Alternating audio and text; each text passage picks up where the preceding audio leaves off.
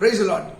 ஆண்டவராகிய இயேசு கிறிஸ்து நாமத்திலே உங்களை வாழ்த்துகிறேன். தேவன் உங்களை ஆசீர்வதிப்பாராக. நீதிமொழிகள் 28:20 உண்மை உள்ள மனுஷன் அவன் பரிபூர்ண ஆசீர்வாதங்களை பெறுவான். பைபிள்ல இந்த உண்மை குறித்து படிக்கும்போது நமக்கு ஆச்சரியமாக நிறைய விஷயத்தில் நம்ம உண்மையா இருக்குமா என்று கேள்வி கேட்கும் போது, இந்த வசனத்தின்படி நம் வாழ்க்கையில உண்மையா இருக்க முயற்சிக்கும் போது அந்த உண்மை உள்ள மனிதன் அவன் பரிபூர்ண ஆசீர்வாதத்தை பெறுவான். மோசே குறித்து சொல்லும் போது, மோசே தேவனுடைய வீட்டில் எங்கு உண்மையுள்ளா இருந்தானா? நீங்க என்னாகும் புத்தகத்திலே 12ஆம் அதிகாரம் 7ஆம் வசனத்திலே மோசே தேவனுடைய வீட்டில் எங்கும் உண்மையுள்ளவனாக இருந்தான். சங்கீதக்காரன் படிக்கும் போது சங்கீதம் 12ஆம் அதிகாரம் முதல் வசனத்தில் சங்கீதத்தில் சொல்கிறான், ரட்சியும் கர்த்தாவே பக்தி உள்ளவன் அற்று போகிறான், உண்மை உள்ளவர்கள் மனுபுத்திரனை குறைந்து கொண்டிருக்கிறார்கள். தேவ மக்களே, நாம் எப்படிப்பட்ட உண்மையாக இருக்கிறோம்?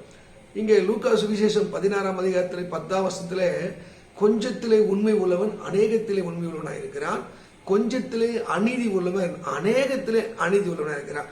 உங்களுக்கு தெரிஞ்ச கொஞ்ச விஷயத்திலே நீங்கள் உண்மையா இருந்தால் தேவன் அநேகத்திலே உங்களை உண்மையாக மாற்றுகிறார்.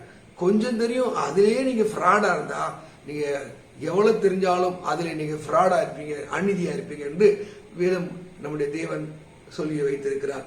அருமையானவர்களே, நீங்க இன்னும் பைபிள்ல படிச்சு கொண்டிருக்க அதே லூக்கா 16ஆம் அதிகாரம் 12ஆம் வசனத்திலே மற்றொரு காரியத்திலே உண்மையாயிராதவன் பாருங்க, அங்க சொல்லுதுங்க, அவன் எல்லாவற்றிலும் அவன் அநீதி உள்ளவனாக இருப்பான். அப்போ மற்ற ஒரு காரியத்தை நமக்கு சம்பந்தமே இல்லாத இன்னொரு காரியம் உண்மையாகிவிட்டா நான் வேறு எதிலையும் உண்மையாக இருக்க முடியாது என்று உண்மை தன்மைகளை சொல்லி இன்னொரு வசனத்தை கூட சொல்லி நான் ஒரு கதையை சொல்கிறேன். அதே யோவான் சுவிசேஷம் 7ஆம் அதிகாரத்துல நீங்க படிச்சு பாத்தீங்கன்னா 17ஆம் வசனம் நினைக்கிறேன், அங்க ரொம்ப அழகான ஒரு வசனத்தை எழுதியிருப்பார் ஆண்டவர். அங்க பாருங்க, அங்க உண்மையை பற்றி தேவன் ரொம்ப வசனங்கள் தெல்ல தெளிவாக பேசுகிறார்.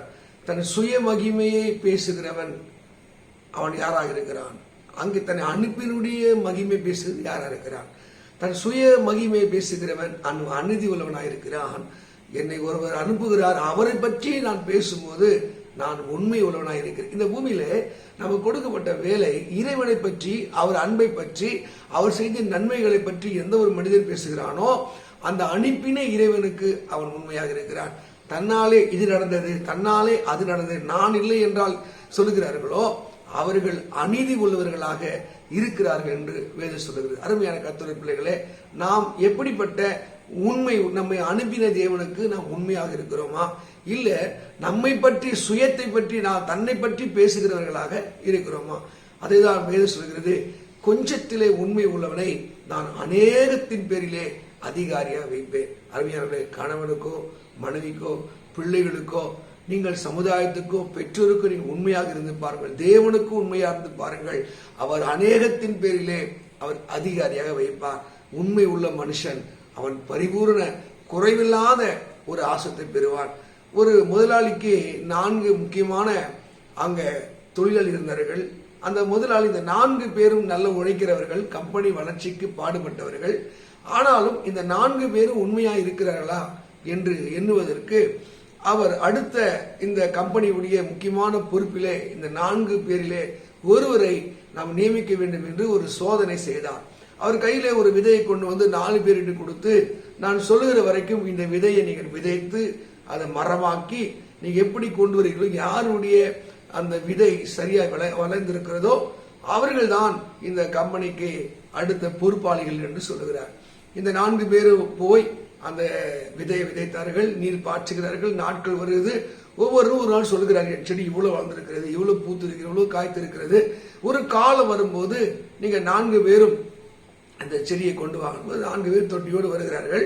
ஒவ்வொரு செடி ரூமுக்கு பாதி, ஒரு ரூமுக்கு உயரம், அப்படி பயங்கரமா பிரம்மாண்டமா வளர்ந்திருக்கு. ஒருவனுடைய தொட்டி அது விதைத்த விதை வளரவே இல்லை, அவன் காலி தொட்டியோடு நிற்கிறான். அப்போது முதலாளி வருகிறார். அப்போது எல்லா சக வேலைக்காரர்களை, தொழிலாளிகளை அழைத்து வந்து, இந்த கம்பெனிக்கு அடுத்த எம்டியை நம்ம கண்டுபிடிச்சிட்டோம் அப்படின்னு சொல்லி, எந்த மனுஷனுடைய தொட்டில விளையவே இல்லையோ, செடி வளரவே இல்லையோ அவனை கூப்பிட்டு, இந்த மனிதன் தான் நம்ம கம்பெனிக்கு ஏற்றவன், உண்மை உள்ளவன் என்று அந்த முதல்ல அறிமுகப்படுத்துகிறார். அப்ப எல்லாருக்கும் ஆச்சரியம், ஐயா என் செடி இவ்வளவு வளர்ந்திருக்கு, ஐயா என் செடி அவ்வளவு வளர்ந்திருக்கு சொல்லும் போது அந்த கம்பெனியுடைய முதலாளி சொன்னார், உங்க 4 பேரு கையிலே செத்து போன அவித்த உயிரில்லாத விதையை கொடுத்தேன், அது என்னதான் தண்ணி போட்டாலும் என்னதான் உரம் போட்டாலும் அந்த விதை கண்டிப்பா வளர வாய்ப்பில்லை. நீங்க 3 பேரும் பதவி மோகத்திலே நீங்கள் வேறொரு விதையை நட்டு வளர்த்து கொண்டு வந்தீர்கள். ஆனா இந்த மனிதனோ நான் கொடுத்த விதைக்கு அவன் உண்மையா இருந்தான், எனக்கு உண்மையா இருந்தான், அதனாலே இவன் தான் இந்த கம்பெனிக்கு உண்மை உள்ளவன் என்று சொல்லி அவனை நான் முன்குறிக்கிறேன் என்று அந்த முதலாளி அவனை செலக்ட் பண்ணுகிறார். அருமையானவர்களே, இதைத்தான் 1 தீமோத்தேயு 1:15 அப்போஸ்தலனாகிய பவுல் சொல்கிறார், உண்மை உள்ளவென்று எண்ணி இந்த ஊழியத்துக்கு ஏற்படுத்தினார். சரியான மூல பாஷையிலே நான் உண்மையாய் இருப்பேன் என்று சொல்லி தேவன் என்னை ஏற்படுத்தினார்.